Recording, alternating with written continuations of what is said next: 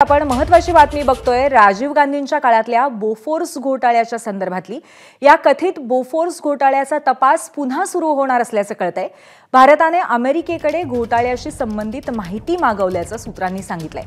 American private detective Michael हर्षमनच्या दाव्यांबाबत ही माहिती मागवली जाईल। घोटाळ्याच्या माहितीमुळे राजीव गांधी नाराज झाल्याचा होता हर्षमनचा दावा। लाचेच्या स्वरूपातला पैसा स्विस बँकेत जमा केल्याचा हर्षमनचा दावा होता। हर्षमनने तपासात भारतीय यंत्रणांना सहाय्याची इच्छाही व्यक्त केलेली होती। अमेरिकेने माहिती पुरवल्यास बोफोर्स तपासाला आता नवं वळण मिळण्याची शक्यता आहे। या संदर्भात अधिक माहिती घेऊया आपले प्रतिनिधी गणेश ठाकूर यांच्याकडनं। गणेश, कथित बोफोर्स घोटाळा प्रचंड गाजलेला होता आणि त्यानंतर आता पुन्हा एकदा ते दालन ते प्रकरण उघडण्याची शक्यता दिसतेय। अधिक काय माहिती आहे याबद्दल?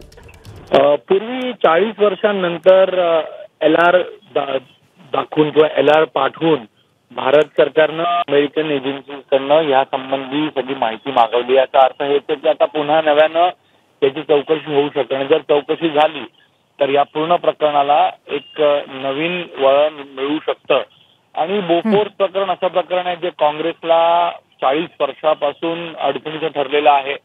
यामध्ये स्वतः राजीव गांधी यांच्यावरती गंभीर आरोप झाले होते।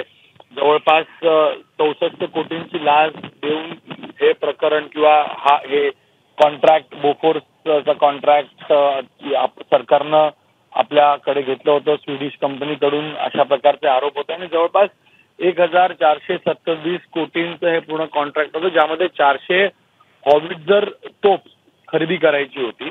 पण या प्रकरणामध्ये घोटाळा झाला। यामध्ये आरोप झाले की लाच देऊन या स्वीडिश कंपनीकडनं हे कॉन्ट्रॅक्ट भारत सरकारने करून घेतलं होतं। म्हणून या प्रकरणामध्ये प्रायव्हेट डिटेक्टिव्ह हर्षमन यांनी जे दावे केले आहेत त्या दाव्यांची पूर्ण माहिती आणि त्याचं चौकशी करण्याचा विचार भारत सरकारचा आणि यासाठी LR इश्यू केले गेले।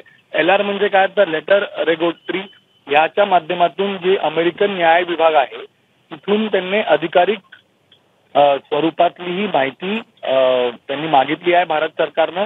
आणि यामध्ये या संबंधित जे महत्वाचे डॉक्युमेंट्स आहेत, जे टेस्टिमनी आहे या प्रायव्हेट डिटेक्टिव्हची, ती मागितली गेली आहे। जर या प्रकरणाचे हे सगळे पुरावे अमेरिकन एजन्सीकडनं आले तर CBI जे या प्रकरणाचा तपास करतायत ते पुन्हा नव्यानं चौकशी करू शकतं।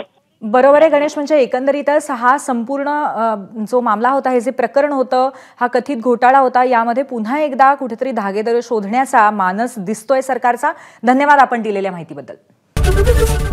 ABP माझा, उघडा डोळे बघा नीट।